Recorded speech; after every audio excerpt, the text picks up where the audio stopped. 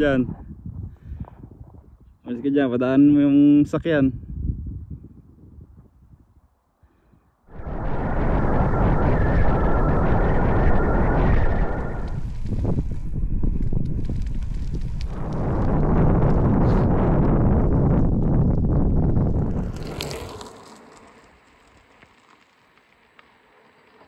At welcome back sa another bike adventure. And for today's episode, bibisitahin natin ang Kananaskis. 4:30 ng umaga, madilim at malamig sa mga oras na ito. Ilagay na natin ang mga gamit at bisikleta sa ating sasakyan. Ang biyahe na to ay biglaan lang. Kagabi ko lang to pinaghandaan. Pero ang lugar na to, dati ko pa gusto puntahan. Maaga tayo alis ng bahay para maaga rin tayo makabalik. Yung drive pala natin papuntang Kananaskis, an hour and 6 minutes. Ayan, kaya sakto alas 6 pagdating doon, palabas na yung araw. Unti-unti nang lumalabas ang araw at nakikita na rin natin ang bundok sa ating harapan.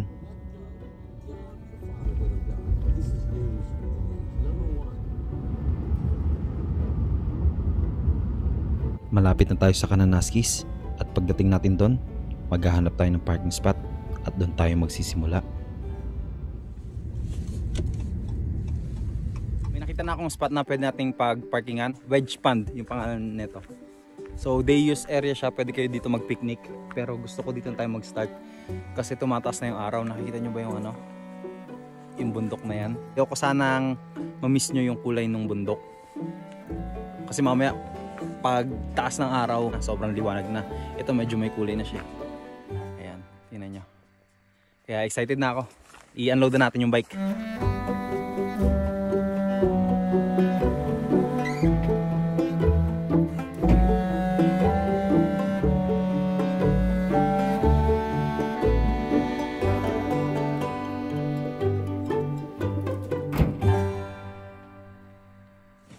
Bag, sapatos, helmet.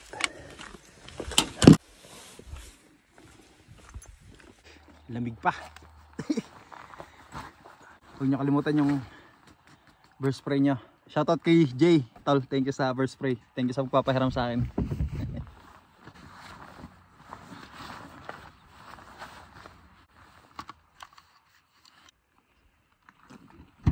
At dito na nga nag-uumpisa ang ating adventure. Pagdating ko sa lugar na ito, ramdam na ramdam ko ang lamig. Pinag-iisipan ko nga kung mag-shorts ba ako o magpapants. At nakikita nyo naman ang pinili ko. Nagtiis na lang ako sa lamig. Hindi ko na pinapansin ang lamig na aking nararamdaman, kundi tinitingnan ko na lang ang mga bundok at magandang tanawin sa aking harapan.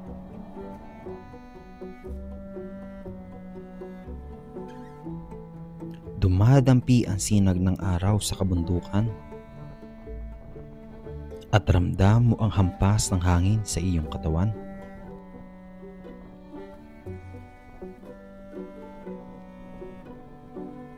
Malayo-layo at mataas na rin ang ating napuntahan.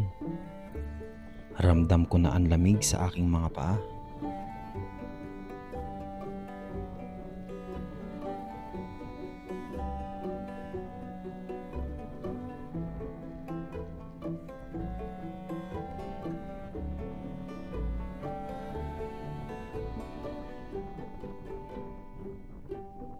Sabi ko nung una hindi ko napapansinin ang lamig.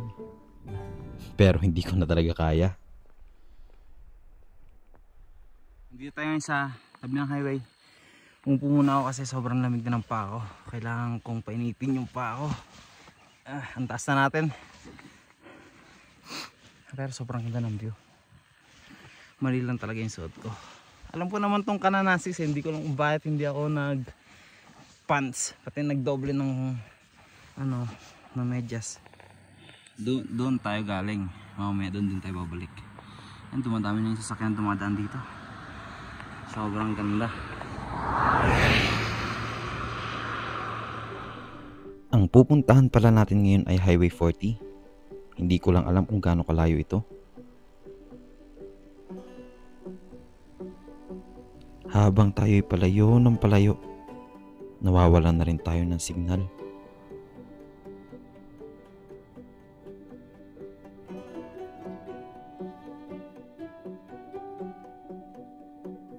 Hanggang ngayon ay hinihintay ko ang araw na tumama sa aking dinadaanan. Ramdam na ramdam ko ang lamig, ang lakas ng hangin. Kung makikita nyo dito, ang araw ay nagtatago sa likod ng bundok.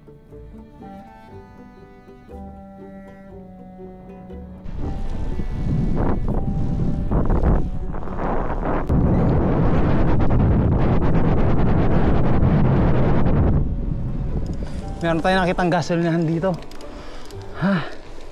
Thank you Lord. Ewan ko kung merong convenience store. Tingnan natin. Kasi nilalamig na yung pako. Gusto ko munang painit ng paasaglit.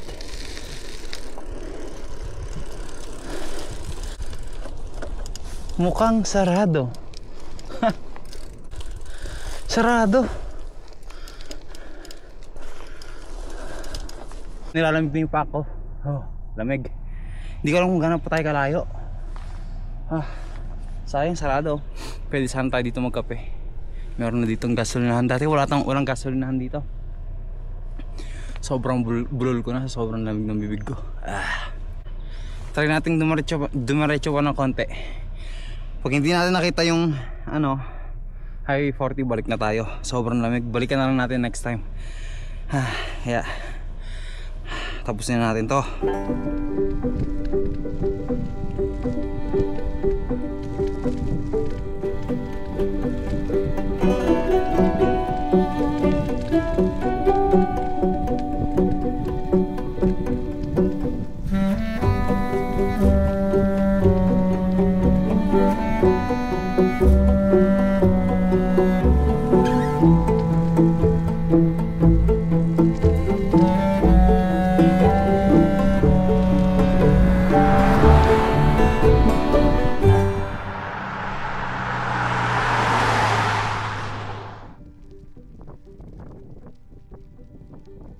Ang sarap sa pakiramdam na tumama ang araw sa iyong katawan.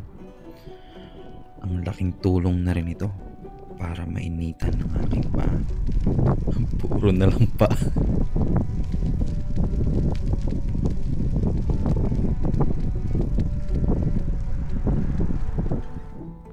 At nandito na nga tayo. Welcome sa Highway 40.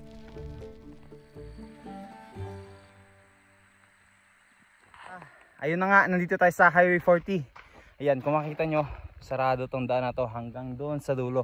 So from Kananaskis papuntang Bragg Creek, wala kayong madadaanan.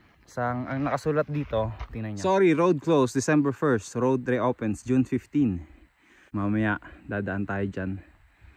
Kaya sisilipin lang natin, hindi tayo pupunta all the way dun sa sa dulo. Pero ayan, nandito tayo. Magpahinga muna tayo kasi masyadong malamig na yung pako. Relax muna tayo. Pinapainitan ko na konti yung pako. Ang lamig. Tigasin ng ulo ko eh. Alam kong malamig eh.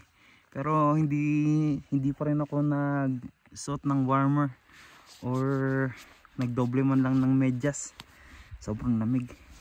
Kung itutuloy ko to, baka mangitim yung pako. Hindi na ako makabalik.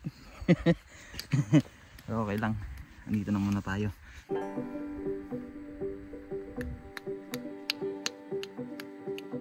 Yung nandito, yung daan dito, campsite to. Bababa ka dyan. Alam ko nakapag-camping na kami dito one time eh. Sarado din tong daan na to nung mga time na malamig. Pero yan, bago mag Highway 40, may campsite dito.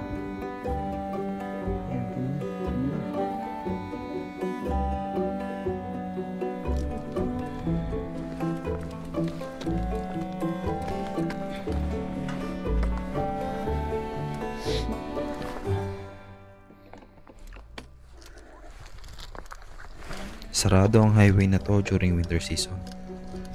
bawal ang kahit na anong sasakyan. Pero kung ikaw ay maglalakad o magbabike, pwede kang pumasok dito.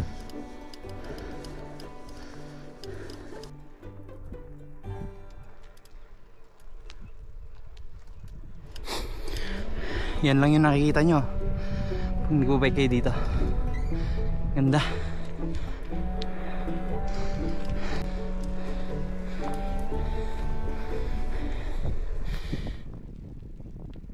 Hindi ako nagsasawa pumunta sa ganitong klaseng lugar, lalo na pag kasama mo ang iyong pamilya.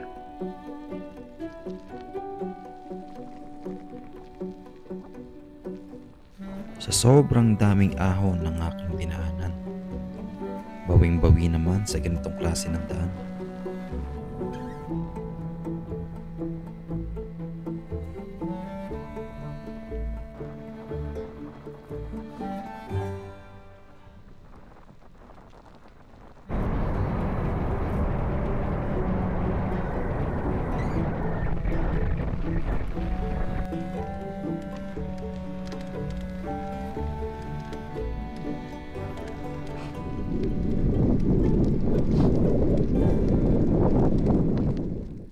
Mga puno, bundok, malamig na hangin, mataas na sikat ng araw. Ang sarap sa pakiramdam.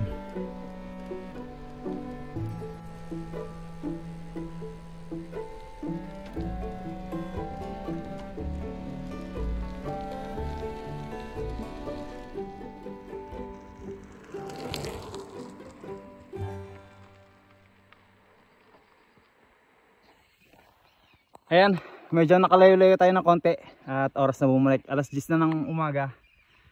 Kailangan na natin umuwi.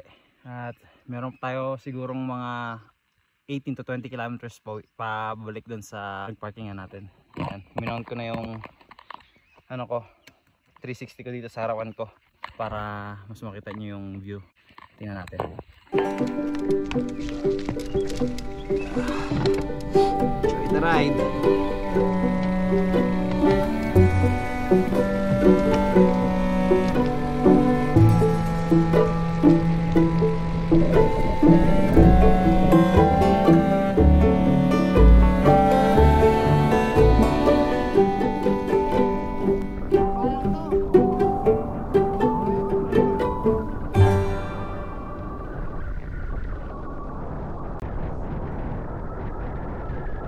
Ngayong pabalik na tayo, mas na-enjoy ko yung araw sa aking likuran.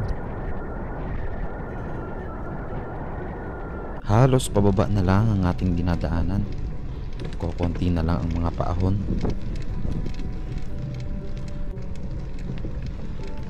Kung tatanungin niyo ako kung gaano kalamig sa lugar na to, ngayon ay 8 degrees.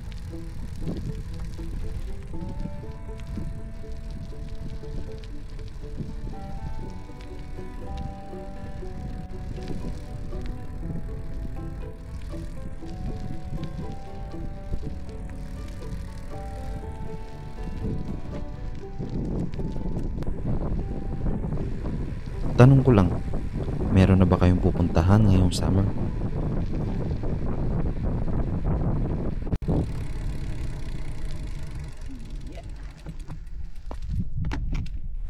Bubala na rin itong camera natin. Saan siguro? Siguro? No. Baba na natin. Para walang madali. Ganyan, may ship sa harapan ko. Merong hayop sa gitna ng daan. Ayaw niyang malis. Uy, malis ka dyan. Malis ka dyan, padaan mo yung sakyan.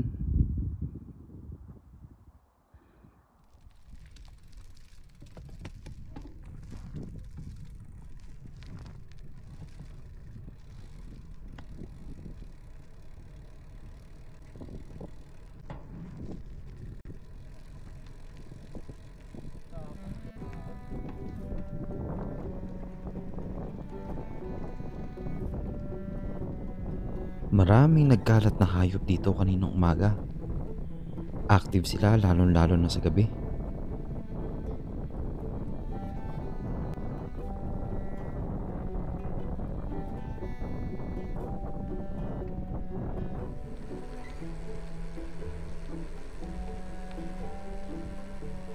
Meron pa tayong 12 to 15 kilometers pabalik ng parking lot. Kaya enjoy na lang natin ang view.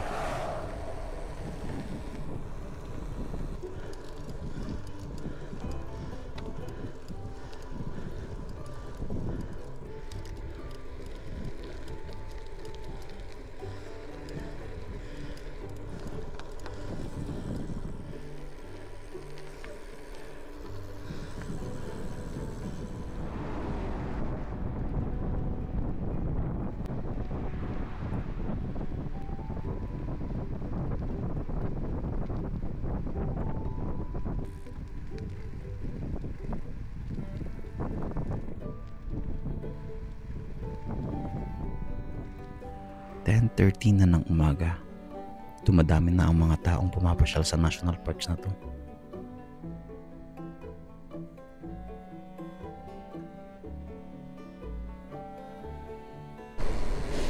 Dito tayo dumaan kanina, ewan ko lang kung bukas na to. Ewan ko dumaan, diretso uwi na ako.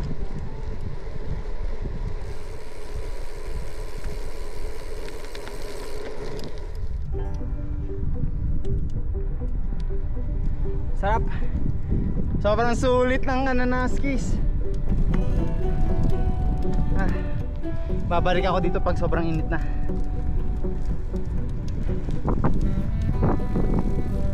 At malapit na ata tayo sa natin, sa parking lot na pinagsimulan natin. Eto na nga, andito na tayo. Andito na tayo sa Wedge Pond. Finally. Kaya ako talaga hindi tayo makakapunta sa Highway 40. Ayan. Ayan yung Wedge Pond. So pasok lang tayo, nandiyan yung sakyan.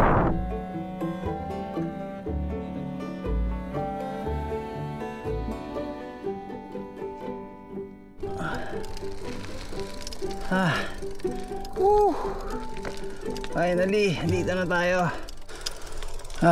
Thank you po.